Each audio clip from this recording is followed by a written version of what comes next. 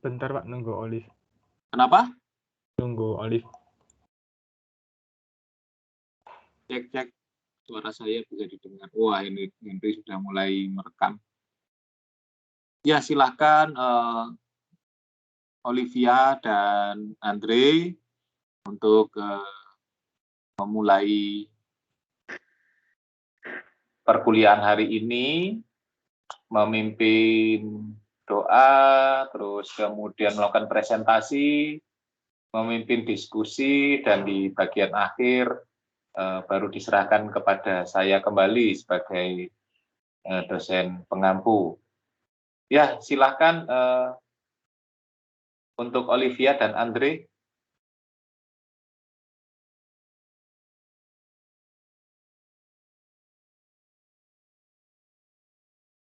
Iya, selamat pagi Pak Daniel dan teman-teman sekalian.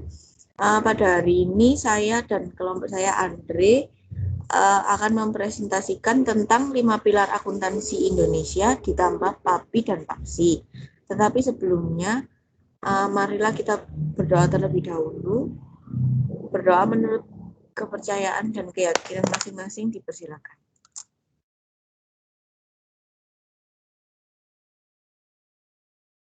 Berdoa dapat diakhiri. Hari ini saya akan mempresentasikan tentang 5 pilar akuntansi Indonesia dengan PAPI dan PAPSI. Next. Yang pertama ada SAK IFRS. IFRS ini International Financial Reporting Standard. Nah, IFRS ini merupakan standar akuntansi internasional yang diterbitkan oleh Dewan Standar Akuntansi Internasional. Standar akuntansi ini disusun oleh 4 organisasi utama di dunia, yaitu IASB atau Badan Standar Akuntansi Internasional, EC, Komite Masyarakat Eropa, lalu IOSOC, Organisasi Internasional Pasar Modal, dan IFAC atau Federasi Akuntansi Indonesia. Next. IFRS ini mencakup 4 hal. Yang pertama ada IFRS sendiri, yaitu standar yang diterbitkan pada tahun 2001. Lalu IAS atau International Accounting Standard yang diterbitkan sebelum 2001. Lalu IFRIC, yaitu Interpretation yang diterbitkan oleh International Financial Reporting Interpretation Committee setelah tahun 2001, dan Interpretation yang diterbitkan oleh SIC atau Standing Interpretation Committee sebelum 2001. Next. Lalu ada tingkat pengadopsian IFRS menurut DSAK terbagi menjadi 5 tingkat, yaitu full adoption, di mana negara itu mengadopsi seluruh produk IFRS tanpa mengubah satu hal, tanpa mengubah hal lain. Jadi ditranslate word by word, lalu digunakan di negara tersebut. Lalu adopted itu dia mengadopsi seluruh IFRS, tetapi disesuaikan dengan kondisi negara yang bersangkutan. Lalu piecemeal ini negara hanya mengadopsi sebagian besar, jadi hanya paragraf tertentu, tidak semua IFRS diadopsi. Lalu reference itu IFRS hanya digunakan sebagai referensi, jadi standarnya sesuai IFRS, tetapi bahasa dan paragrafnya itu diubah sesuai kebutuhan negara. Lalu not adopted at all ini tidak mengadopsi IFRS sama sekali. Next. Lalu tujuan IFRS adalah memastikan bahwa laporan keuangan intern perusahaan untuk periode-periode yang dimasukkan ke dalam laporan keuangan tahunan mengandung informasi berkualitas tinggi yang terdiri dari beberapa hal, yaitu transparansi bagi pengguna dan dapat dibandingkan sepanjang periode disajikan. Lalu menyediakan titik awal yang memadai untuk akuntansi berdasarkan IFRS dan dapat dihasilkan dengan biaya yang tidak melebihi manfaat untuk para pengguna. Next. Lalu yang kedua ada SAK etap, yaitu entitas tanpa akuntabilitas publik. Nah, SAK etap ini merupakan entitas yang tidak memiliki akuntabilitas publik yang signifikan dan menerbitkan laporan keuangan untuk tujuan umum bagi pengguna eksternal. Next. Nah, SAK etap ini dimaksudkan untuk entitas tanpa akuntabilitas publik yang tidak memiliki akuntabilitas publik signifikan dan menerbitkan laporan keuangan untuk tujuan umum bagi pengguna eksternal. Entitas tanpa akuntabilitas publik ini contohnya pemilik yang tidak terlibat langsung dalam pengelolaan usaha atau kreditur dan lembaga pemeringkat kredit. Next. Sedangkan tujuan dari SAK etap adalah menyediakan informasi posisi keuangan, kinerja keuangan, dan laporan arus kas suatu entitas yang bermanfaat bagi sejumlah pengguna dalam pengambilan keputusan ekonomi oleh siapapun yang tidak dalam posisi dapat meminta laporan keuangan untuk memenuhi kebutuhan informasi tersebut. Next. Setelahnya ada SAK syariah. SAK syariah ini PSAK yang ditujukan untuk entitas yang melakukan transaksi syariah, baik entitas lembaga syariah maupun lembaga non-syariah. Nah, pengembangan SAS ini dilakukan dengan mengikuti model SAK umum, tetapi berbasis syariah yang mengacu pada Fatma MUI. Next.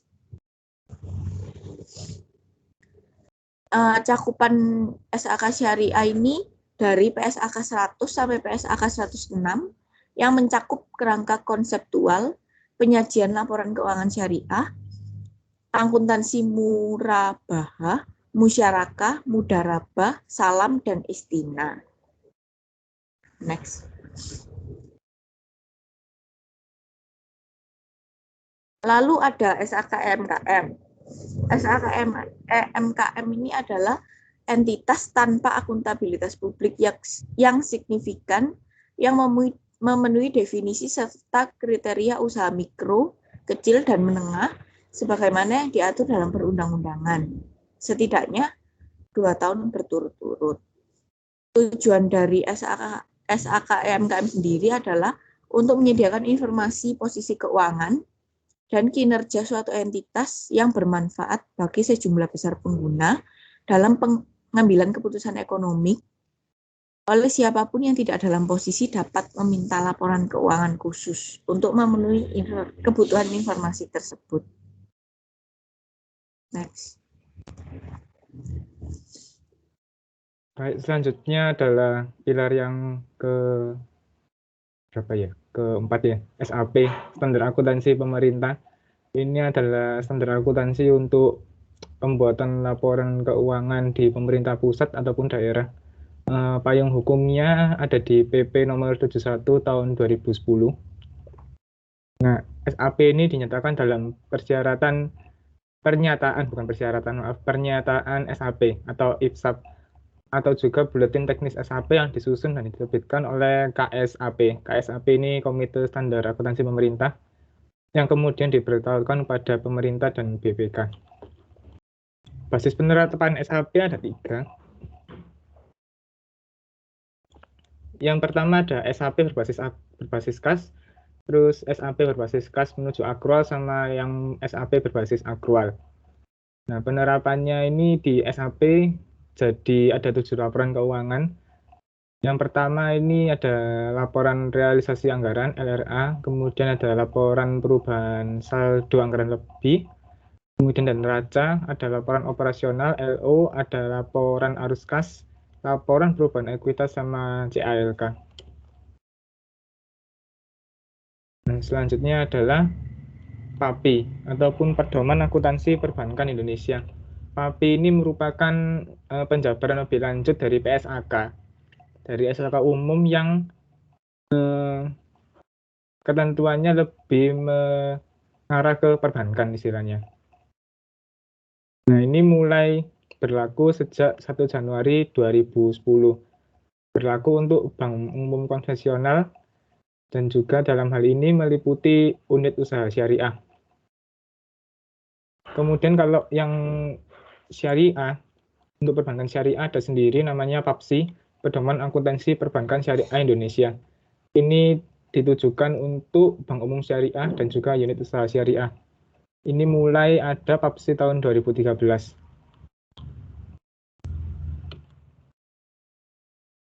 Nah, selanjutnya bagaimana perkembangan terkait 5 SAK tadi, ada IFRS, ada ETAP, ada EMKM, ada SAP juga, sama PAPI dan PAPSI. Nah, yang pertama, salah klik. Ya, yang pertama ini dari IFRS. Nah, jadi awalnya adopsi Indonesia itu soal IFRS dimulai Desember tahun 2008. Kemudian adopsi ini mulai berjalan selama beberapa tahap, yaitu tahun 2012, kemudian tahun 2013 sampai 2014. Nah, sampai sekarang ini SAK Indonesia sudah hampir mengadopsi penuh IFRS. Nah, perbedaannya sendiri setelah SAK kita mengacu pada IFRS, itu adalah sifat SAK yang menjadi principle base daripada sebelumnya rule base. Kemudian IFRS juga menjadi transaction base, bukan lagi sebelumnya entity base. Sehingga dari perubahan ini ke transaction base ada beberapa PSAK yang dicabut, seperti PSAK 31 sama PSAK 45 soal pelaporan entitas nirlaba. Yang PSAK 31 tadi soal akuntansi perbankan. Nah, berikut adalah PSAK update terbaru dari sumber referensi yang kami temukan. Ya, semoga sudah tampil ya. Ya, ini adalah daftar PSAK yang terbaru. Ada sekitar 60 PSAK.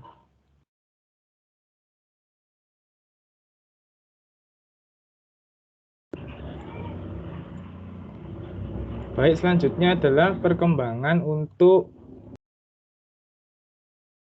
si SAK etap. SAK etap ini seperti yang sudah diinfokan oleh Pak Dan minggu lalu bahwa SAK etap mulai mulai berubah nama menjadi SAK EP ya, atau entitas privat.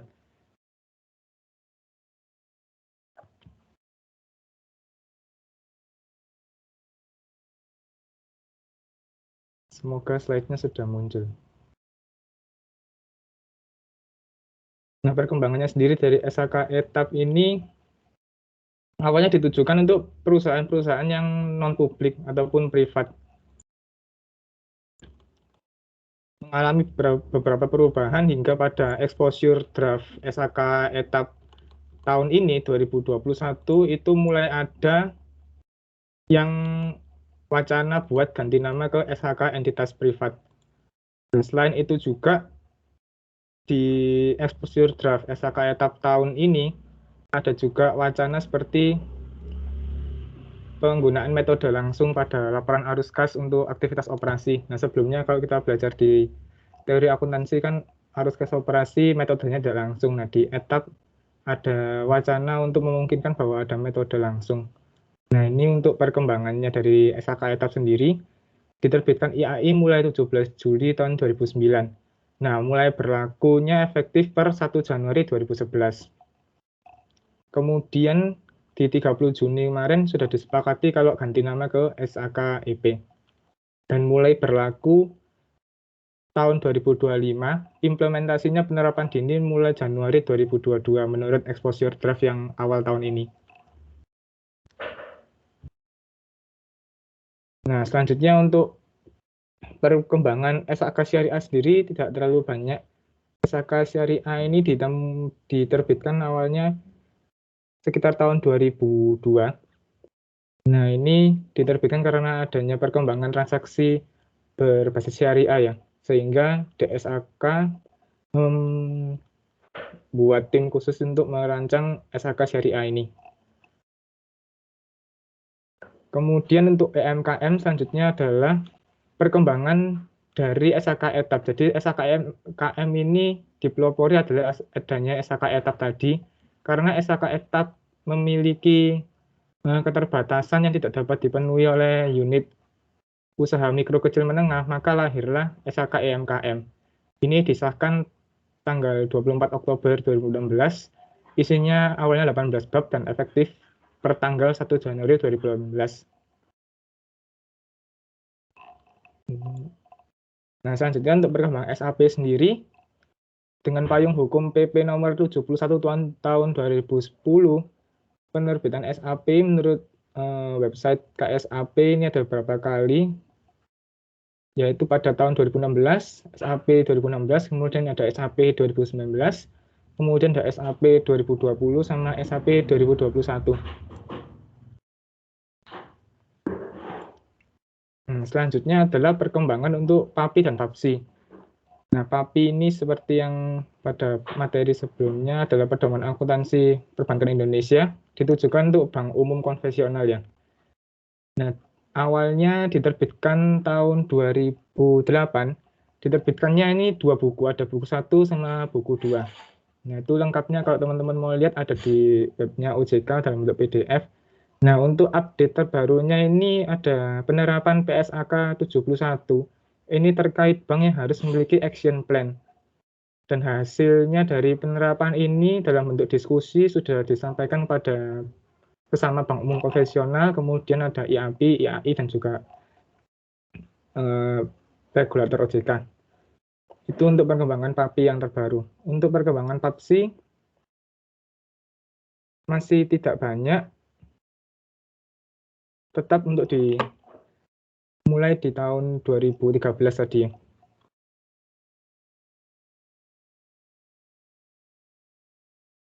Nah, selanjutnya adalah perbedaan untuk 5 SHK tadi, beserta PAPI dan PAPSI.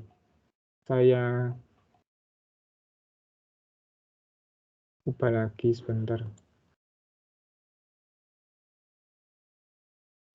Apa sudah muncul ya?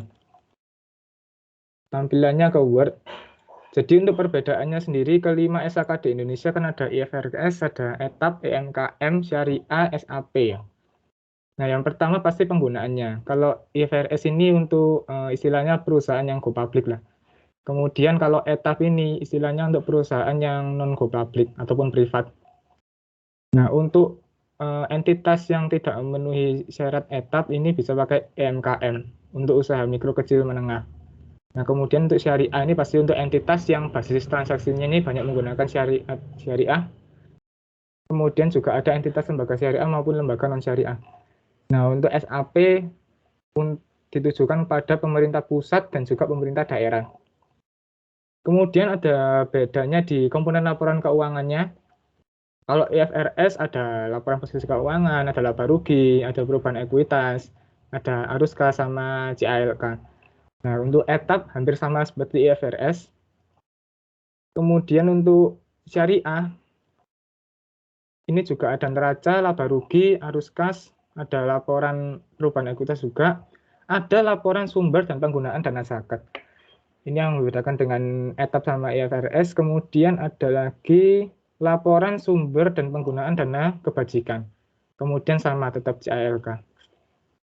Nah, untuk SAP ini yang paling beda sendiri, ada LRA, ada laporan perubahan saldo AG, saldo anggaran lebih, kemudian ada LO, ada LAK, sama laporan perubahan ekuitas. Nah, kalau EMKM ini lebih sederhana dari ETAP, dia cuma memenuhi laporan laba rugi, kemudian ada laporan posisi keuangan sama CALK saja. Nah, yang ketiga perbedaannya ini ada di prinsipnya. Kalau IFRS tadi menggunakan keputusan user dalam pengambilan keputusan.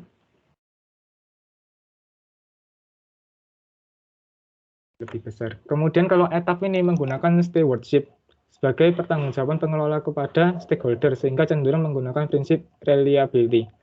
Nah, kalau syariah ini sesuai dengan syariat-syariat Islam umumnya, persaudaraan, keadilan, kemaslahatan, keseimbangan, dan universalisme. Makanya dari itu di SAK syariah ada istilah bunga yang diganti ke sistem bagi, nggak salah, sistem bagi hasil. Nah, cuman ganti nama saja sebenarnya. Kemudian untuk SAP ini prinsipnya layak temu, kemudian EMKM ini prinsipnya pervasif.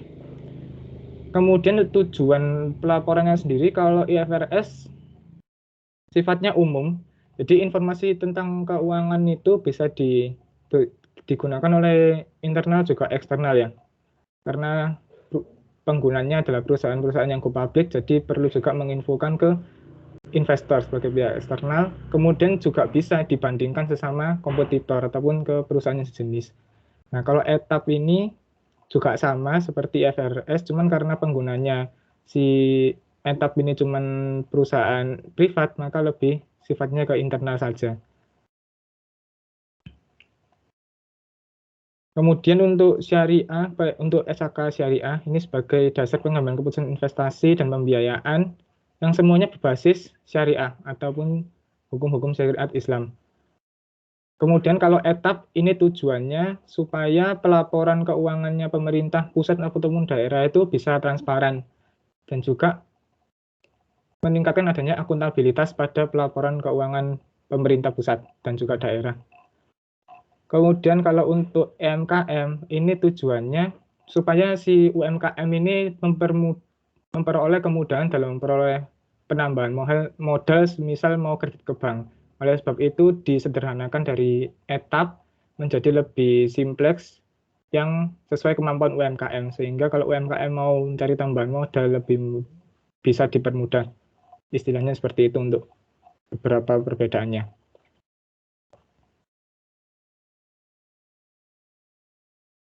Baik, sekian presentasi dari saya dan Olive. Masuk ke sesi pertanyaan. Disilakan buat teman-teman yang mau bertanya.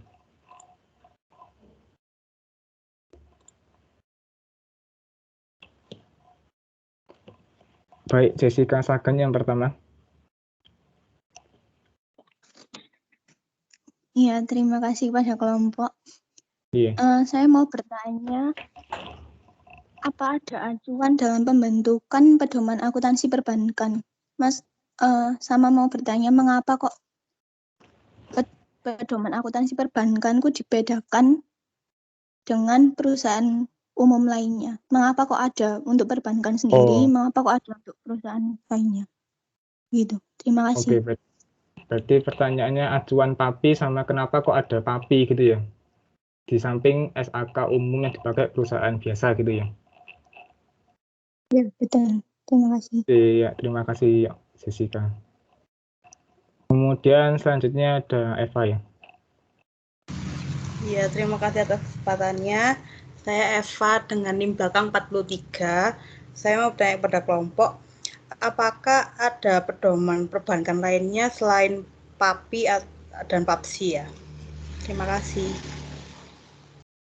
Ya, terima kasih pertanyaannya. Apakah ada pedoman lain selain PAPI sama PAPSI di dunia perbankan? Oke, selanjutnya ada Fania.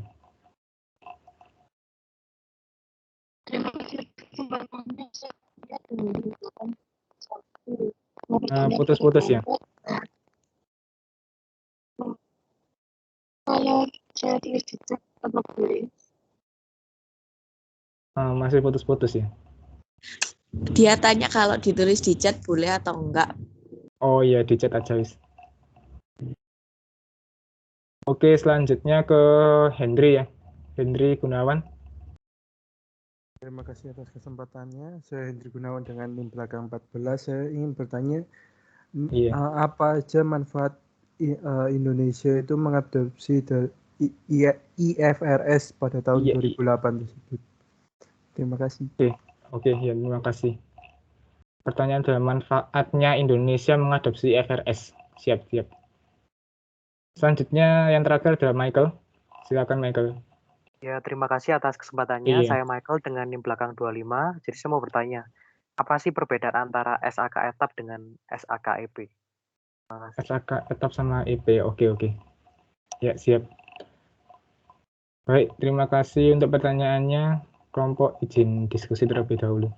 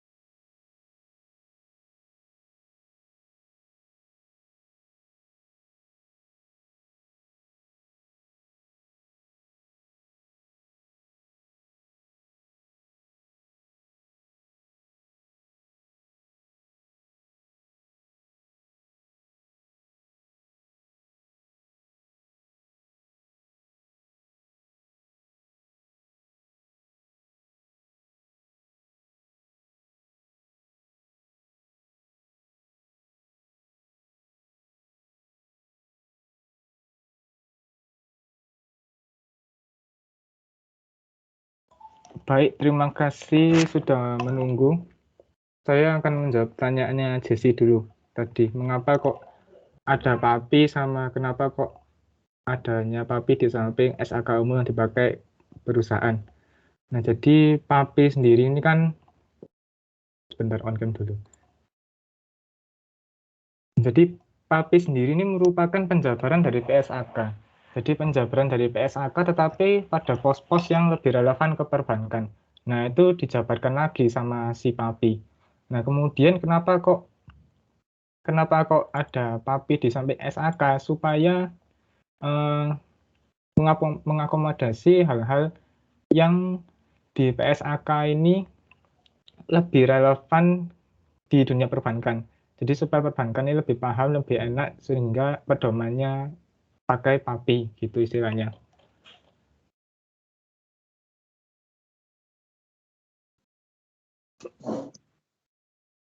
Iya. Apakah menjawab ya? Tadi tanya apa lagi ya? Itu acuan pembentukan PAPI. Oh iya. Oh ya, acuannya pembentukan PAPI yang pasti PSAK, karena itu adalah penjabaran dari PSAK. Kemudian juga ada peraturan-peraturan yang peraturan Perpu ya, peraturan perundang-undangan yang berbau keuangan. Kemudian juga IFRS, karena PSAK kita kan relevannya berbasis IFRS, jadi ada pakai IFRS juga. Kemudian kalau mau ada lagi ketentuan BI, ini juga bisa pakai untuk menyusun PAPI. Itu untuk acuan penyusunan pedoman PAPI-nya, Sesi. Semoga menjawab ya. Oh iya. Ya, terima kasih kelompok. Ya, oke. Selanjutnya adalah pertanyaannya si Eva ya. Pertanyaannya Eva,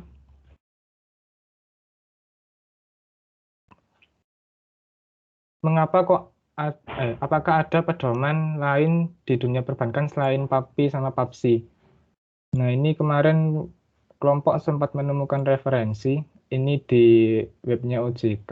Coba saya share screen. Sebentar ya. Jadi ada namanya itu buat yang BPR, Bank Pengkreditan Rakyat, sama si PAPSI yang buat usaha syariah.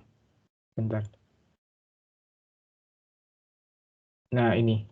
Di webnya OJK kemarin yang kita jadikan referensi. Yang pertama kan PAPI. Sama ada yang baru tadi, penerapan PSAK IFRS 9 di Indonesia, yang soal bank harus punya action plan. Nah, kemudian ada PAPSI. Ini buat bank umum syariah sama unit usaha syariah. Nah, kemudian ada pedoman akuntansi buat BPR, ini Bank Pengkreditan Rakyat. Nah, terus bawahnya lagi, ini ada PAPSI tapi untuk bagi pembiayaan rakyat syariah. Nah, ini untuk pedoman lainnya yang berdasarkan website OJK yang kita kemarin jadikan referensi di materi. Jadi ada tambahannya pedoman buat BPR sama BPRS bagi pembiayaan rakyat syariah. Semoga menjawab ya, Eva. Ya, sudah. Terima kasih kelompok.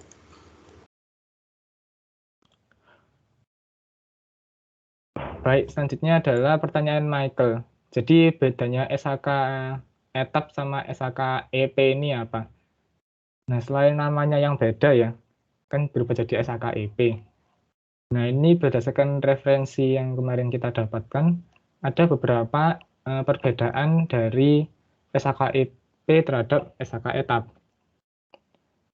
Nah, ini ada di draft exposure untuk SHK etap yang tahun ini. Jadi ada beberapa wacana-wacana perubahan. Yang pertama tadi yang sudah saya sampaikan, ada wacana untuk penggunaan metode langsung pada laporan arus kas di aktivitas operasi. Nah, sebelum-sebelumnya kan banyaknya metode tidak langsung. Nah, ini ada wacana untuk bisa pakai metode langsung. Nah, kemudian ada yang pertama bedanya di penyajian laporan keuangan. Nah, di dalam draft SHK-EP ini mencakup beberapa pengaturan yang tidak diatur dalam SHK etap. Nah, yang pertama ada penyusunan dan penyajian laporan keuangan yang merupakan tanggung jawab manajemen. Kemudian ada identifikasi cakupan laporan keuangan untuk entitas individual atau kelompok entitas. Kemudian ada memperkenalkan laporan penghasilan komprehensif yang merupakan bagian dari persyaratan dari laporan keuangan yang lengkap. Kemudian ada penjelasan-penjelasan lain dalam mendukung penyajian informasi yang tidak ditulis pada draft SHK-EP.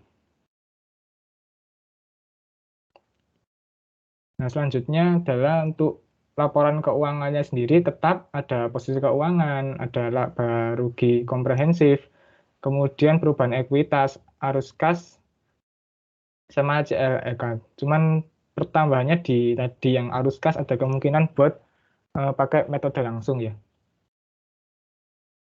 Mungkin itu beberapa perbedaan yang bisa ditemukan dari SHK-EP terhadap SHK etap yang lama, Michael. Semoga menjawab ya. Baik, terima kasih. Iya, terima kasih. selanjutnya jadwalnya Olive.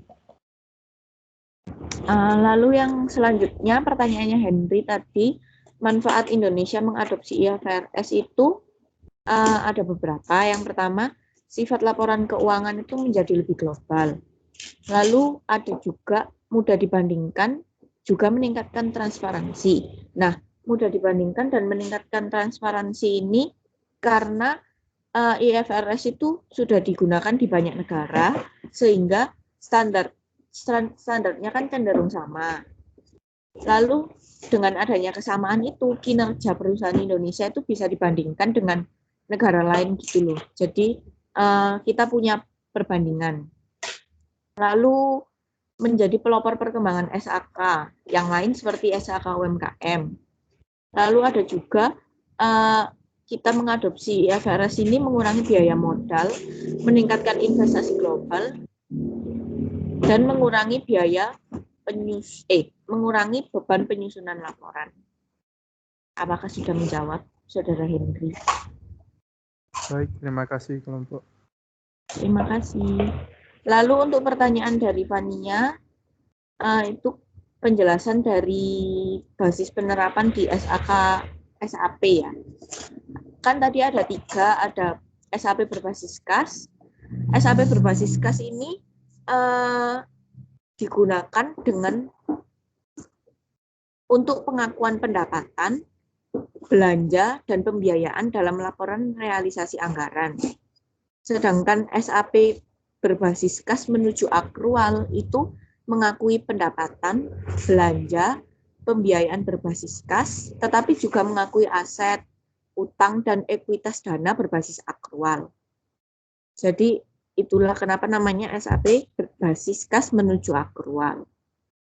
Nah, perbedaannya dia SAP kas dan SAP kas menuju akrual itu mengenai laporan operasionalnya. Lalu ada SAP berbasis akrual, dia mengakui pendapatan, beban, aset, utang, dan ekuitas dana dalam pelaporan finansial yang berbasis akrual. Tetapi dia juga mengakui pendapatan belanja, dan pembiayaan dalam pelaporan pelaksanaan anggaran berdasarkan basis yang diterapkan oleh APBN dan APBD. Jadi kira-kira dari 3 itu perbedaannya hanya yang diakui dengan dibuat dalam laporan apa. Apakah sudah menjawab? Terima kasih.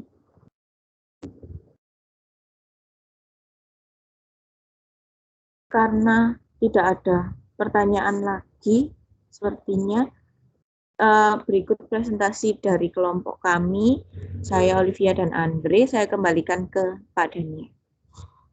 Terima kasih. Tuh, kok kayaknya tidak ada pertanyaan yang lain. Ya, apa-apa.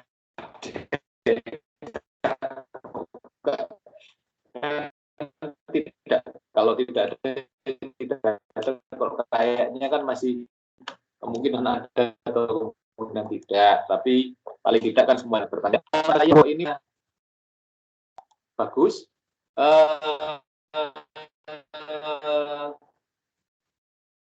Lengkap ya, sampai kemudian jadi pencariannya cukup lengkap sehingga kemudian bisa disampaikan dengan gamblang ya. Memang kemudian di awal-awal saya sebenarnya kok cuma gini gitu ya. Artinya bahwa kemudian melihat di jelas tuntas dalam arti dijelaskan secara lebih detail gitu ya. Tapi kemudian di belakang di bab 3 bab 4 itu semuanya terjawab. Oh, memang kemudian perbedaan-perbedaannya semuanya tersajikan. Terus saya kemudian ingat lagi. Nah, kalau semuanya detail di depan, ya ini kan enak yang maju selanjutnya, yang maju SAK IFRS, yang maju SAK etap atau EP dan seterusnya, jadi lebih enak dong kan. Jadi bisa makalah dari kelompok ini jadi rujukan. Kita nggak tahu nanti siapa yang akan maju di SAK IFRS, SAK etap dan sebagainya, sampai PAPI-PAPSI kan juga belum tahu. Jadi kelompok ini sudah benar, akhirnya saya, ya sudah benar memang strateginya tidak terlalu mendetailkan di atas karena kemudian itu akan menjadi tanggung jawab dari masing-masing kelompok yang akan menyajikan di masing-masing SAK dan PAPI-PAPSI ya, SAK, SAP dan PAPI-PAPSI. Tapi saya terus kemudian referensinya saya pikir kok mutakhir semua. Saya bagus semua karena referensinya juga terbaru ya, sampai kemudian melihat ke OJK segala, jadi ke websitenya OJK, di sana dirujuk juga menjadi sumber bagi kelompok ini. Jadi bisa mengembangkan dari apa yang sudah saya inginkan dan kemudian mengembangkan diri dan kemudian sampai cukup lengkap. Jadi itu komentar saya. Beberapa hal yang lain, kalau katakan ada beberapa kekurangan dan sebagainya, nanti bisa dilihat di kelompok ini. Ya hal-hal yang teknis saja sih, mengenai penjelasan, mengenai konten, mengenai isi, saya tidak ada masalah ya. Tapi memang kemudian ada beberapa yang secara teknis seperti harusnya kepanjangan dulu baru singkatan di belakang, terus kemudian seperti istilah-istilah asing ya di SAK etap itu kan menggunakan istilah Arab gitu ya, itu sebaiknya kemudian juga dicetak miring gitu ya.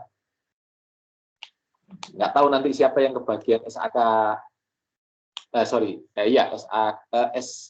Syariah SAS, nggak tahu nanti kebagian siapa ini karena berbagi 3 kelompok ya, tidak satu-satu. Dan saya ya mohon maaf, mestinya memang yang lebih paham harusnya memang mereka yang latar belakangnya Muslim ya, tapi saya nggak tahu siapa yang di sini adalah latar belakangnya Muslim yang kemudian bisa membahas lebih detail. Kalau dulu waktu ya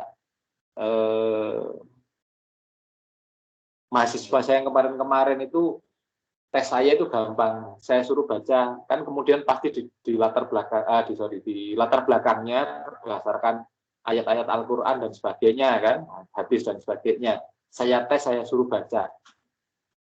Kalau nggak bisa baca itunya ya nggak bisa konteks ininya ayat sucinya, penjelasannya nanti kemudian saya jadi ragu gitu ya di kelompok-kelompok sebelumnya. Walaupun di bawahnya sih kan sebenarnya ada ya, bukan terjemahannya, tapi tulisannya dalam bentuk Latin dan terus kemudian terjemahannya. Nah ini yang perlu itu khusus sih.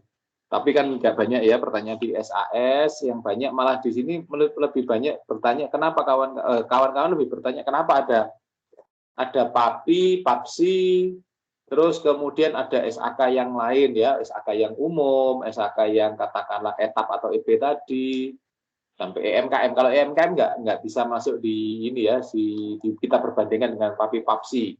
Kelompok ini sudah menjelaskan dengan betul bahwa kemudian PAPI PAPSI itu berawal dari SAK besar dulu, SAK berapa saya lupa, SAK 71. SAK 71 itu yang terbaru ya. SAK yang sebelumnya yang kemudian SAK tentang perbankan, yang kemudian karena basisnya itu berbeda. Nah sekarang kan basisnya tidak berdasarkan entitas tapi berdasarkan transaksi. Itu kemudian membedakan antara SAK yang kalau dulu kan SAK itu kan sifatnya apa ya, entitas gitu ya, untuk perbankan sendiri ada, pertambangan sendiri ada, pertanian itu ada banyak gitu ya, yang kemudian untuk konstruksi itu ada gitu ya, jadi tebal gitu SAK itu, dan kemudian sekarang kan sifatnya prinsipnya saja. Kalau memang prinsipnya transaksinya sama ya kenapa tidak dikumpulkan jadi satu. Nah kemudian untuk perbankan memang kemudian ada pengecualian karena kemudian apa, perbankan itu ikut bukan hanya pada apa yang disusun SAK, apa yang disusun oleh IAI, tapi merujuk pada yang lebih tinggi lagi, Undang-Undang Perbankan. Nah, Undang-Undang Perbankan kemudian mengharuskan pedoman itu diatur sendiri ya. Jadi pedoman yang dikeluarkan oleh ya bekerja sama dengan orang IAI, tapi pada intinya bagaimana orang-orang BI banyak terlibat di sana, itu menjadi peraturan yang lebih tinggi yang harus diikuti. Nah, kenapa kemudian ya karena fidusia ya, karena melibatkan pendanaan dari banyak pihak.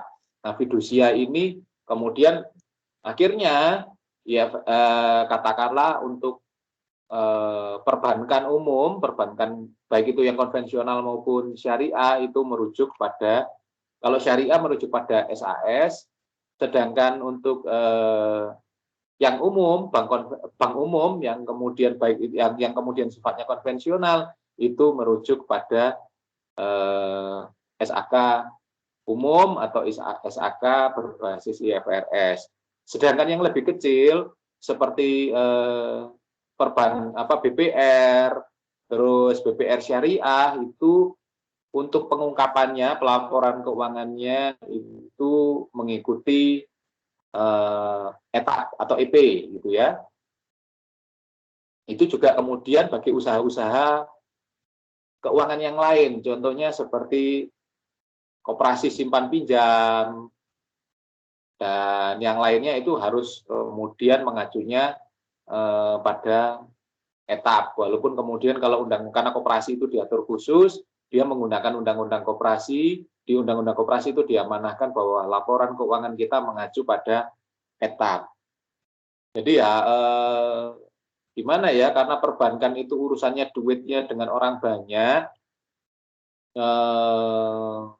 jasa keuangan itu melibatkan orang banyak sehingga kemudian memang harus diatur khusus. Nah, itu yang kemudian kenapa itu PAPI dan PAPSI itu berbeda dengan SAK umum. Kenapa juga harus dibuat lebih tegas. Nah, kelompok ini tadi sudah menyajikan dengan baik mengapa ada PAPI dan PAPSI. Nah, nanti seperti apa penjelasan lebih detailnya, tentu saja mereka yang akan membahas PAPI dan PAPSI itu. Nah, itu yang menjadi yang menjadi salah satu pertanyaan yang cukup menarik bagi saya, kenapa ada PAPI dan PAPSI. Sedangkan kalau yang lain itu nanti sebenarnya terkait dengan tugas masing-masing ya. Seperti pertanyaannya Henry, manfaat adopsi IFRS itu pasti nanti akan dibahas dengan lebih detail di IFRS, tapi kelompok ini sudah menjabarkan dengan cukup, dalam artian tidak kemudian berlebih, sebagaimana harus yang disajikan, bahwa kemudian manfaat adopsi itu, jadi ya sudah seperti dijelaskan Olive. Tapi penjelasan kelompok ini, jadi seakan-akan orang itu tidak paham. Kalau dia mencermati dengan benar, itu posisinya kan dibalik gitu ya. Prosesnya dengan penjelasannya itu agak terbalik. Enaknya omong ini, kelompok ini kan menjelaskan dari full adoption dulu kan. Ya kan, adopsi penuh, terus kemudian adopted, kemudian harmonization dan sebagainya ya ke bawah. Tapi pada pelaksanaannya, pada praktiknya, saat kita kemudian mengadopsi penuh IFRS, contohnya seperti kasusnya Indonesia, banyak negara semuanya, kecuali negara asalnya IFRS itu ya di Inggris, itu adopsinya kemudian dari belakang dulu, dari yang namanya harmonisasi, dari sinkronisasi, adopsi sebagian ya adapted, baru kemudian adopsi penuh. Ya Indonesia itu panjang prosesnya dari kalem-kalem. Karena apa? Kalau kemudian dirubah langsung full adoption, diterjemahkan satu persatu per ayat, per kata bahkan, itu kemudian akan terjadi perubahan paradigma yang terlalu cepat, itu menjadikan pelaku usaha, baik itu akuntannya sendiri akan kebingungan. Indonesia itu kalem-kalem, mulai dari tahun 94 sampai kemudian itu masih iya satu persatu sedikit, kemudian kita mulai itu 2000, saya yang sempat dengan Pak Renald itu ya, yang ke UGM itu untuk mendapatkan awal-awal sosialisasi, itu di 2007-2008, di 2008 terus kemudian kita baru adopsi itu di 2011, jadi tahap bertahap pelan-pelan. Nah itu prosesnya malah berbalik. Tapi kelompok ini juga nggak salah menjelaskannya dari yang inti dulu, dari yang atas, oh adopsi penuh ini. Tapi dalam prosesnya itu dari bawah, itu nanti yang mereka yang akan menyajikan bagaimana sejarah SAK itu dibentuk, maupun mereka yang akan menyajikan dalam bentuk SAK IFRS, SAK umum, itu nanti kemudian akan membahas dengan lebih detail. Kelompok ini sudah, saya pikir sudah cukup ya, apa yang disajikan, sampaikan cukup bagus, tapi tidak berlebih. Gitu ya. Yang saya khawatirkan itu tadi, waduh pertanyaannya ini kan mancing-mancing ini ya, nanti kemudian yang dapat yang belakang kan lebih enak. Ternyata tidak, kelompok ini menjawabnya dengan secukupnya. Nah, kemudian ya nanti kalau Henry dapat secara SAK atau dapat kemudian pembahasan IFRS akan menyajikannya dengan lebih detail tentu saja. Terus kemudian Michael membedakan, ya kalau ini juga cukup baik karena membedakan antara yang lama etap itu dengan kemudian yang EP gitu ya, yang kemudian yang sekarang yang terbaru, hal yang apa yang menjadi perbedaan mendasar ya. Di laporan ada laporan tertentu yang ternyata berbeda. Saya tidak perlu jelaskan karena kemudian itu menjadi tanggung jawab nanti yang akan maju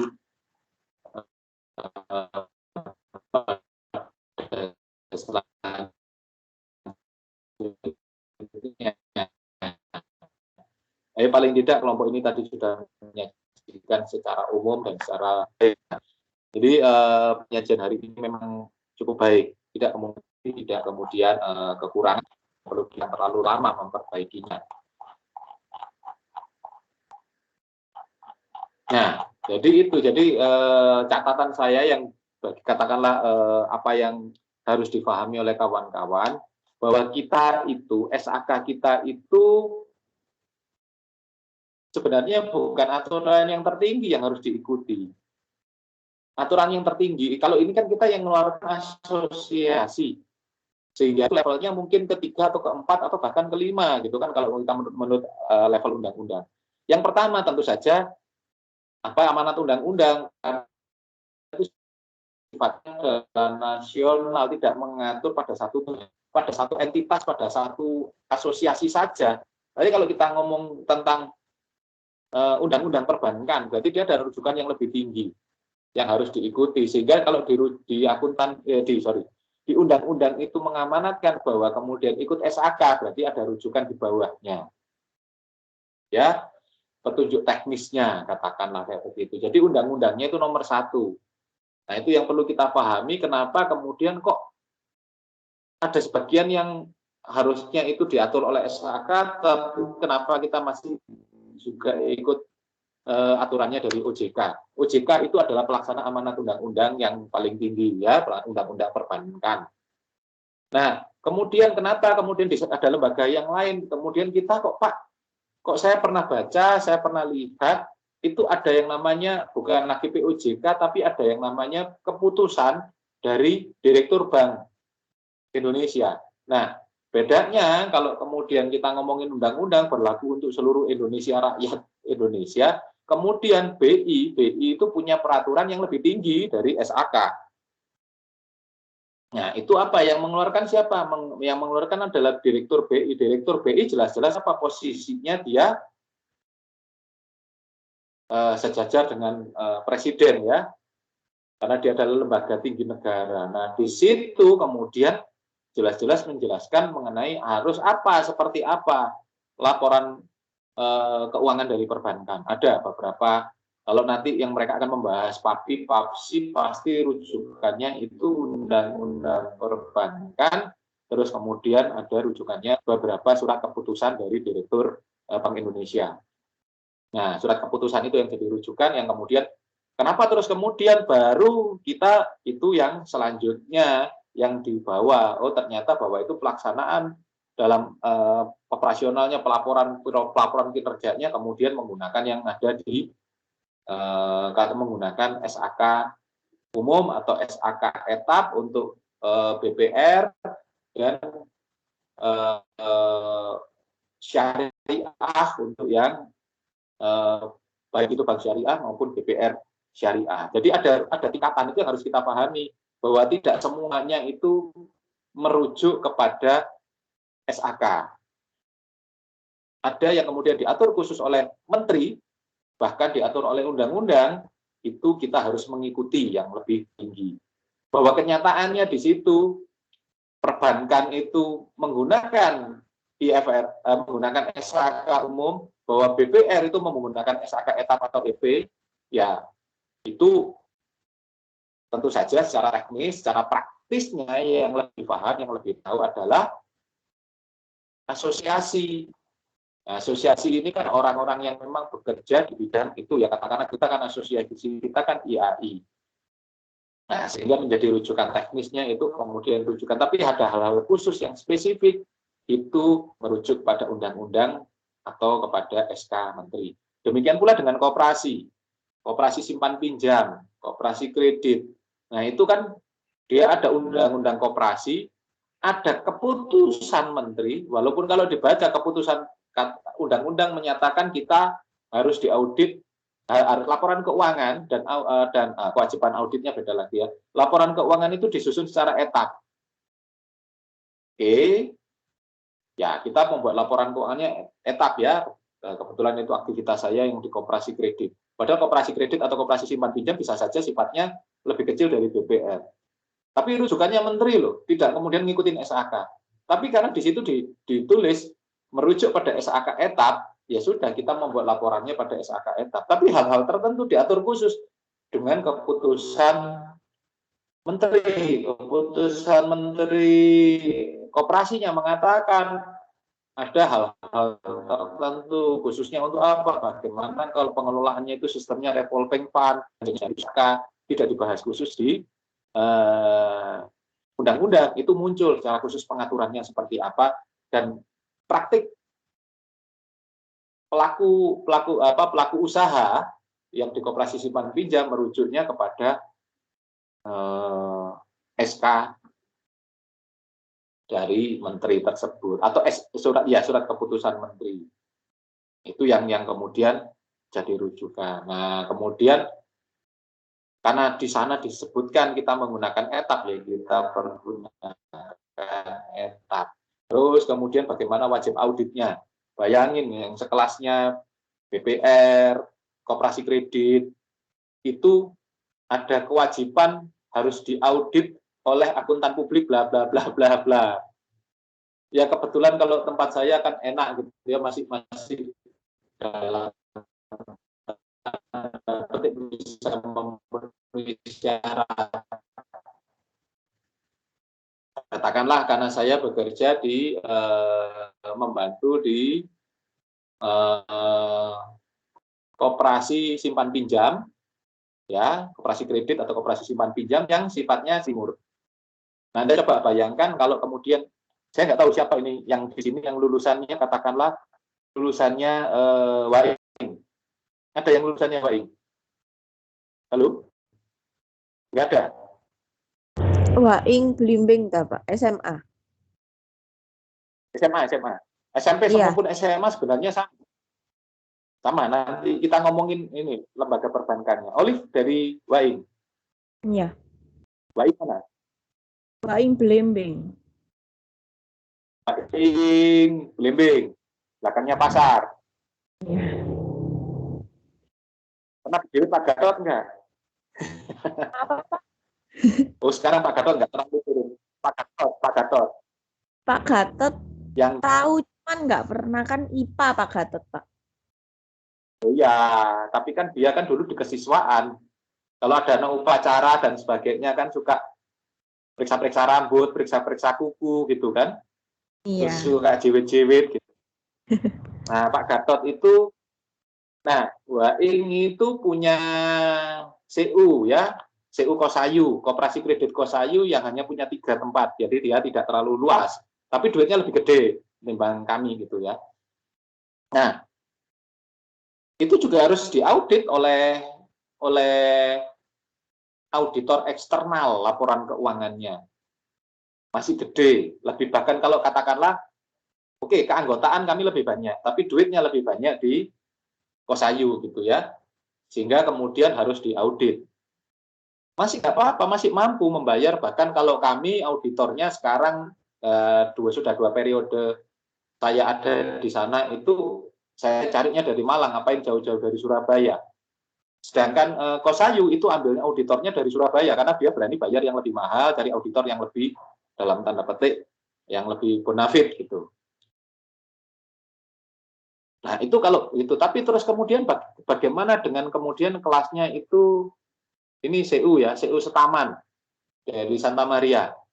Santa Maria atau ya Santa Maria, miliknya Santa Maria, katakanlah itu Yayasan Santa Maria. Atau CU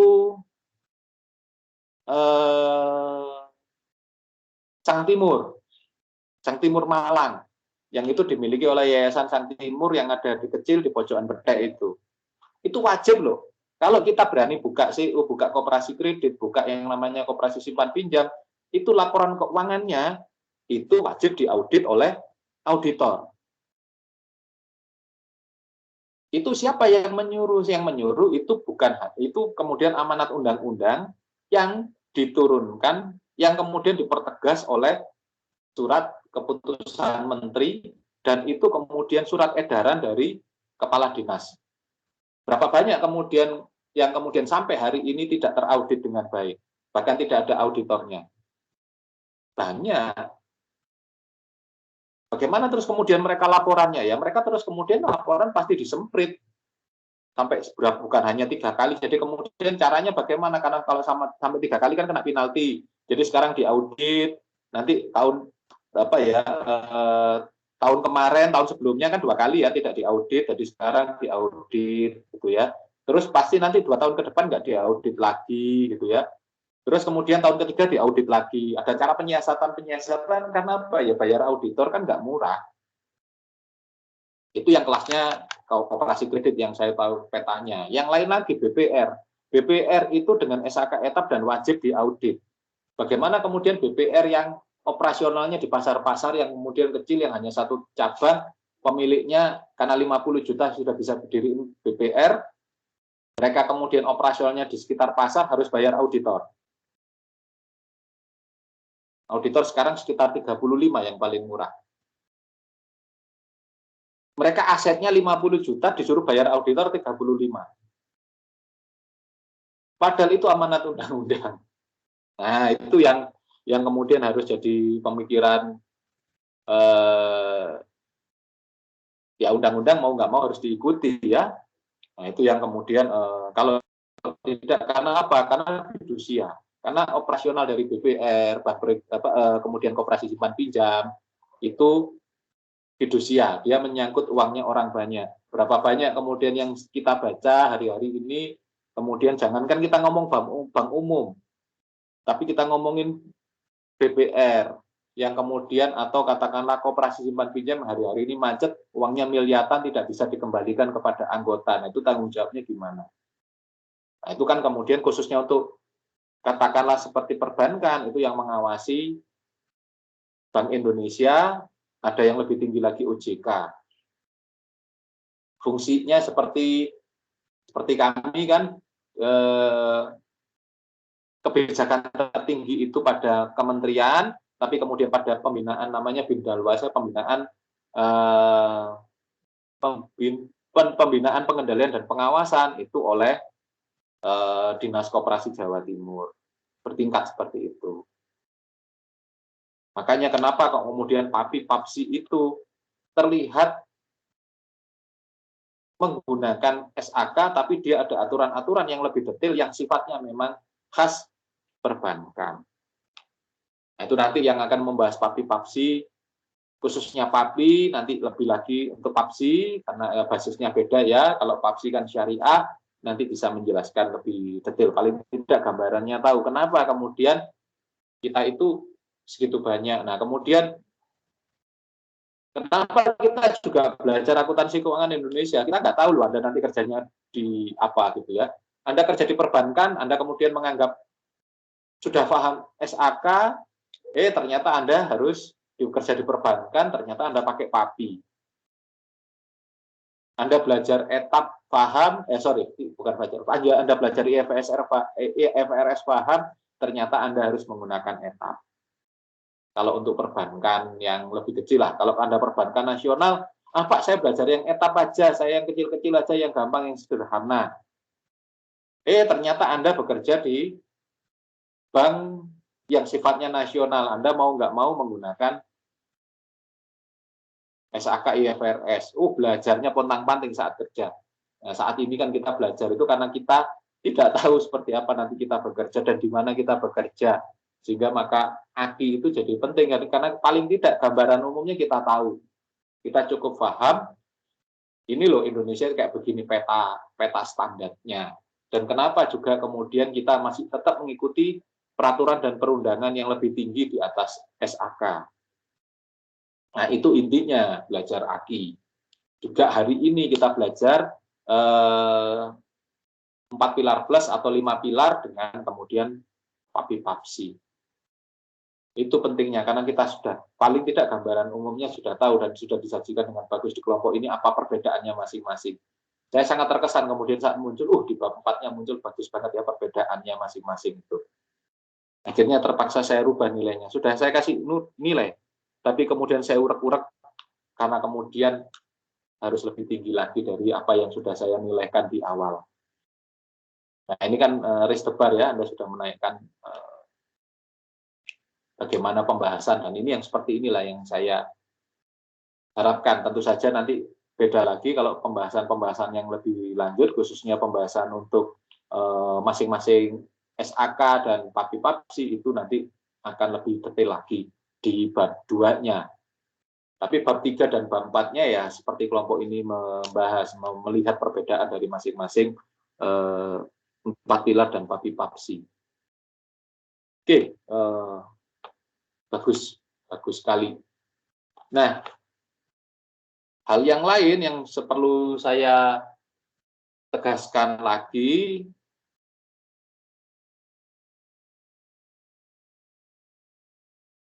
pedoman lain selain PAPI-PAPSI, pedoman akuntansi perbankan kenapa beda. Nah, nanti akan ada yang lebih khusus. Terus terang saya jujur aja, saya tidak terlalu, jadi di antara katakanlah di antara SAK itu dan kemudian PAPI-PAPSI, saya yang katakanlah tidak terlalu menguasai, sekedar tahu, sekedar paham, tapi kemudian tidak terlalu menguasai itu di SAP ya. Karena kan sebetulnya kan ada kuliahnya sendiri itu ya, ada perkuliahannya sendiri ya, akuntansi pemerintahan, akuntansi sektor publik. Anda sudah dapat ya akuntansi sektor publik? Sudah, Pak. Sudah. Nah, itu kan sangat khusus, sangat khas. Kebetulan saya tidak terlalu paham. Hanya tahu, hanya sekedar tahu gitu ya, tapi untuk paham tidak, karena saya tidak mendalami memang sektor publik. Nah, itu saya jujur aja, kalau kemudian bisa jadi apa yang Anda sampaikan, Anda paparkan itu jauh lebih sophisticated, lebih canggih dari apa yang saya miliki. Tapi nggak apa-apa, kita belajar bersama. Mungkin ada hal-hal yang Anda terlewatkan, nanti saya akan bantu kemudian untuk kita belajar bareng memahami di SAP-nya.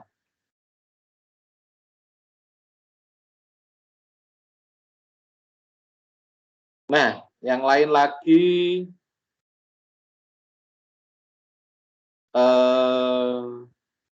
ya nanti memang akan agak sangat khusus saat kita membahas baik SAK Syariah maupun PAPSI, karena di situ ada rujukan yang harus Anda hati-hati ya merujuknya, mereferensinya, walaupun sudah banyak tulisannya tentang syariah, akuntansi syariah ya.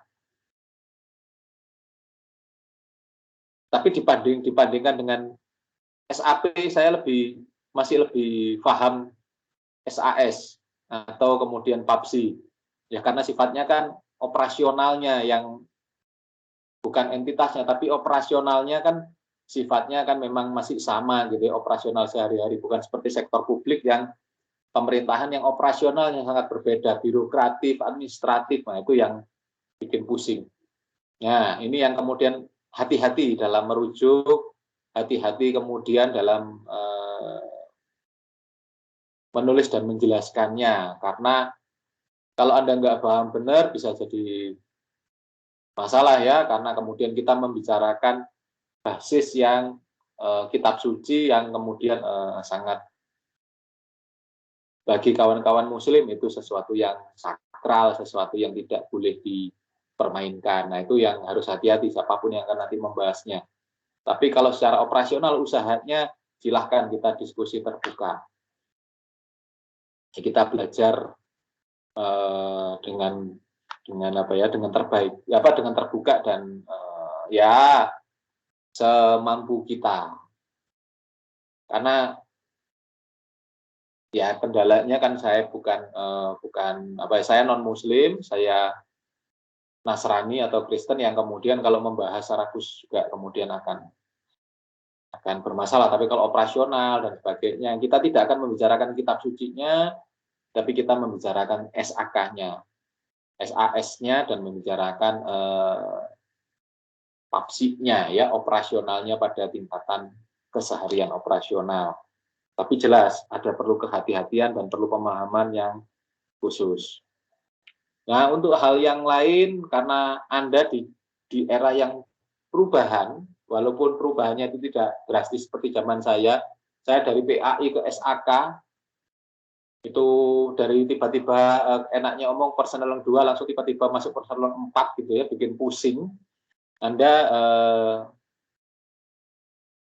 di era yang cukup baik karena kawan-kawan Anda mungkin tidak akan terupdate bahwa ternyata sekarang berubah, namanya etap itu menjadi SAK-EP. Walaupun perubahannya tidak signifikan, paling tidak Anda bisa lebih tahu apa perubahannya, karena kita membahas khusus di sini nanti seperti apa itu. Dan kemudian kalau kita ngomong di Indonesia, itu yang paling banyak, seharusnya yang banyak itu adalah SAK-MKM, tapi yang paling banyak menggunakan yang dipakai SAK di Indonesia itu adalah SAK etap atau sekarang yang Anda pelajari menjadi SAK EP. Itu yang paling banyak penggunanya. Yang paling banyak orang yang pakai, yang paling banyak dirujuk oleh perusahaan pada umumnya. Ya, syukur-syukur kalau suatu saat Anda bisa bekerja masuk ke BUMN, atau Anda masuk di perusahaan yang go public. Tapi jangan lupa peluang terbesar kita itu memang bekerja yang latar belakangnya itu menggunakan SAK etap. Sehingga kalau Anda belajar SAK etap yang kemudian berubah menjadi SAK EP lebih dulu, itu peluang Anda tentu saja akan lebih baik minimal dengan kawan-kawan Anda yang ada di sini. Kalau yang di luar, saya pasti yakin katakanlah seperti UB pasti sudah menggunakan paradigma EP, karena walaupun disahkannya baru tahun ini, tapi penggunaannya sudah di awal tahun depan, dan penerapan secara keseluruhan itu di tahun 2005. Nah, kita belajar mendahului. Walaupun tidak terlalu banyak perbedaan, tapi itu penting menjadi hal khusus yang Anda harus ketahui. Baik Anda bekerja maupun Anda berusaha. Tinggal kemudian Anda skalanya mau di mana. Apakah Anda mau skala yang di EP, ataukah skala Anda berusaha atau bekerja nanti di skala yang itu bisa saja di PMKM. Itu ya, yang perlu kita sama-sama paham dan ketahui. Nah, itu secara garis besar apa yang bisa saya sampaikan, yang saya sajikan, yang kemudian bisa kita diskusikan bersama. Tapi paling tidak apa yang dibawakan oleh kelompok ini sudah cukup mewakili tentang 5 pilar plus 2 PAPI-PAPSI, atau kalau ya karena ini memang secara umum, dan kemudian yang saya apresiasi itu di bab 3 dan 4 ya, menampilkan perbedaan, menampilkan apa yang harus dibahas, bagaimana seharusnya dibahas di dalam pembahasan perkuliahan API. Itu ya. Oke, mungkin ada yang ditanyakan atau ada yang didiskusikan oleh kelompok ini. Ini berarti minggu depan kelompoknya Michael dan Henry ya yang akan maju.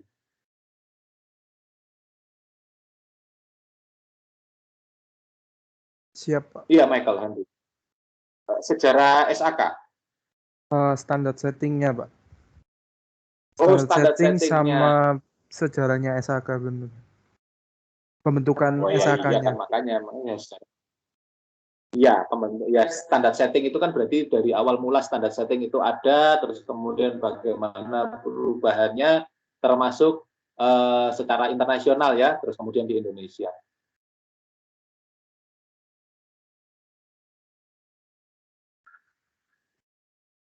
Berarti mulai kita ikut kontinental, kemudian ikut ini namanya Anglo-Saxon yang model Amerika dan model Inggris. Indonesia kan sama ya, dari Belanda yang kontinental, kemudian geser ke GAP, sekarang kemudian ke IAS atau kemudian yang kemudian menjadi IFRS. Iya, dulunya kan IAS. Kita kan gitu, waktu kita harmonisasi itu masih IAS loh. Setelah IFRS baru kita adopsi penuh. Jadi kita kemudian dari GAP, IAS ke IFRS.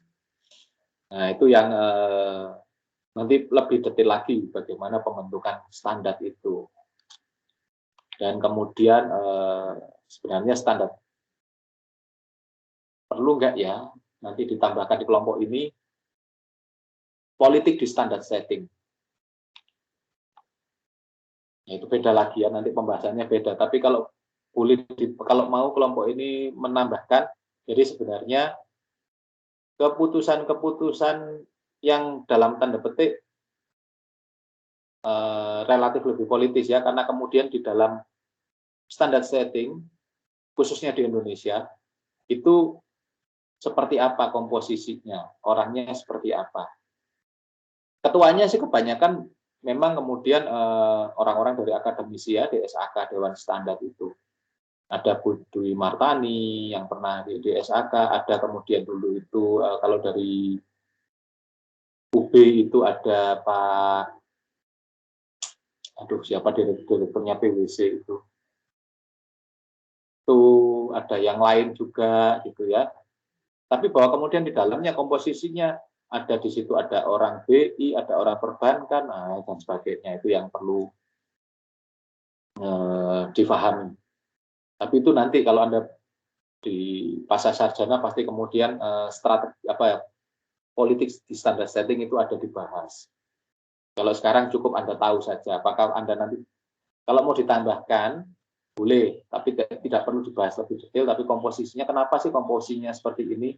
Kenapa di situ ada wakil pemerintah, ada kemudian wakil dari asosiasi, wakil dari ini namanya dari akademisi dan sebagainya. Terus kemudian dari praktisi. Nah, praktisi kan harusnya orang yang ya akuntan pada umumnya, tapi karena dia di SAK anggotanya IAI, kemudian yang banyak masuk itu orang-orang yang di BUMN, latar belakangnya itu akuntan di BUMN ya. Nantilah kita akan bahas khusus tuh. Tapi kalau memang mau dimasukkan boleh komposisi dari Dewan Standar itu.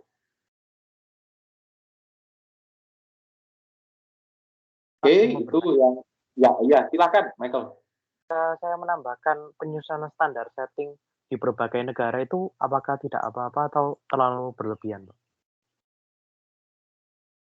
Apanya? Perbedaannya atau apanya atau perkembangan ya penyusunan standar setting misalnya ada di Amerika, terus ada di Jepang, ada di mana?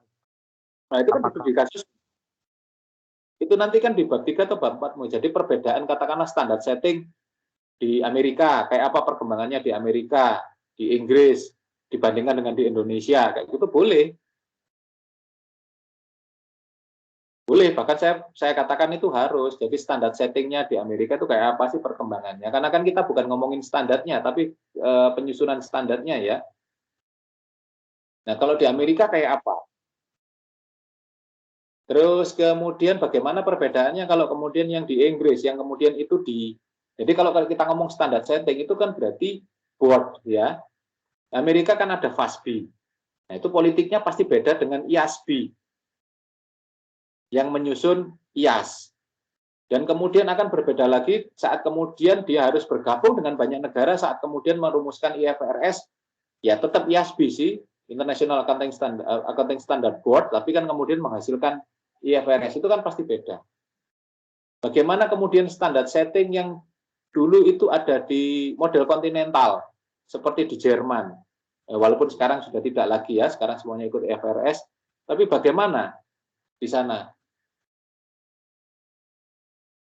Karena kontinental, peran pemerintahnya besar, peran pajaknya besar, apakah kemudian komposisinya ternyata orang pemerintah, orang pajaknya banyak? Atau ternyata tetap aja yang banyak itu orang profesional, itu kan bisa menjadi gambaran. Dan itu dibandingkan tentu saja dengan Indonesia. Ya tinggal pilih aja, apakah seperti sebanyak mungkin, ya enggak sih, enggak berlebihan. Karena apa? Ya memang yang harus dibahas itu.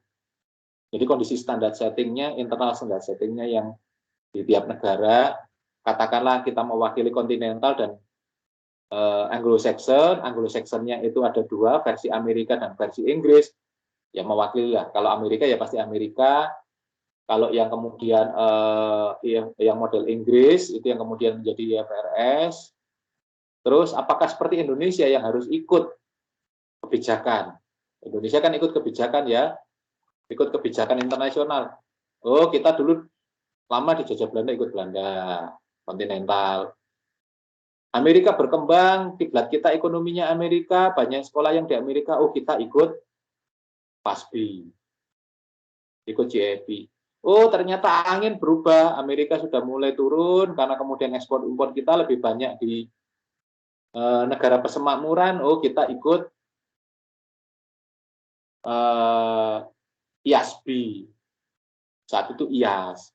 Oh ternyata semua kebijakan karena secara kebijakannya internasional itu di IFAC namanya, International Federation Accounting, C-nya saya lupa, Commission kalau nggak salah, IFAC, nanti itu jadi pembahasannya nanti intinya di IFAC, IFAC, itu yang kemudian menjadikan model IFRS itu jadi bersama. Nah itu seperti apa IFRS itu, kemudian bagaimana IFRS itu juga pergulatannya saat kemudian harus menggabungkan banyak pemikiran orang seluruh dunia menjadi satu.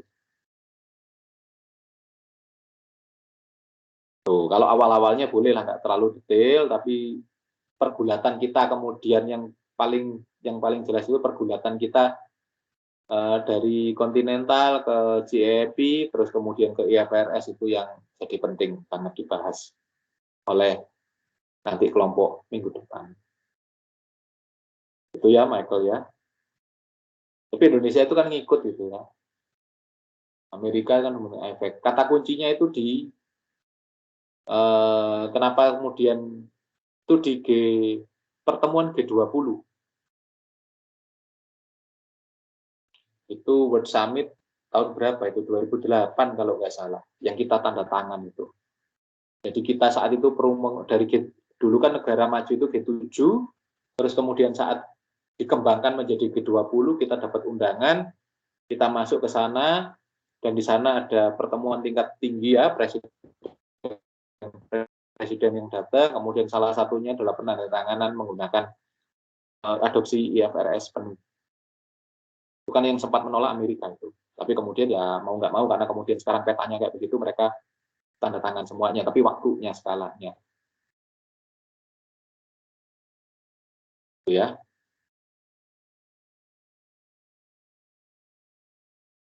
Ya, bisa difahami, Michael, Henry?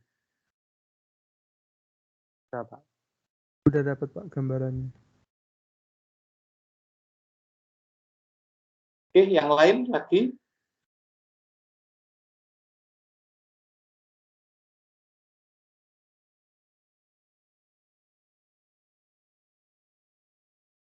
Oke, kalau tidak ada yang lain lagi, saya pikir cukup untuk hari ini. Ya, sekali lagi apresiasi kelompok ini sudah menyajikan yang mengejutkan gitu ya. Bagi saya di awal sepertinya biasa-biasa saja, tapi di bagian akhir itu luar biasa. Diskusinya juga sangat tajam, sangat bagus, karena kemudian membandingkan perbedaan antara etap EP, SAP dan SAK, terus kemudian antara SAK dan PAPSI. Diskusinya juga berjalan baik ya, nggak perlu nunggu terlalu lama, langsung bisa dijawab.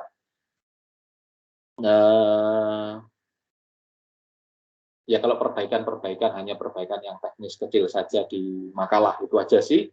Saya pikir untuk ya saya ucapkan terima kasih untuk penyaji maupun untuk audiens yang sudah menanggapinya semuanya dengan baik, semuanya terlibat aktif. Walaupun kita 7 orang, semuanya memang harus aktif. Ya, dan Anda sudah di semester 7. Aktivitas itu nanti memperkaya khasana Anda berpikir tentang akuntansi, pemahaman, keterampilan Anda tentang SAK.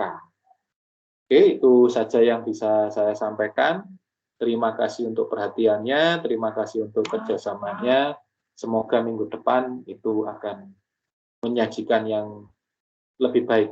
Kaget itu bukan saya di akhir-akhir, tapi saya kagetnya sudah dari awal. Makalah masuk, semuanya sudah kaget. Tapi ya, lumayan ada sesuatu yang membuat saya surprise gitu ya. Ternyata.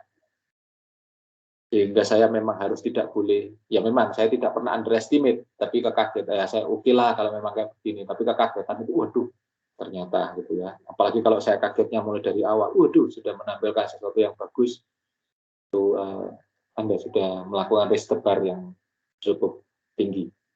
Oke, itu yang bisa saya sampaikan. Mari kita akhiri dan tutup dengan doa.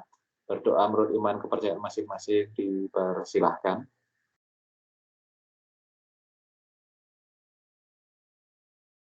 Ya, terima kasih. Selamat siang. Sampai ketemu di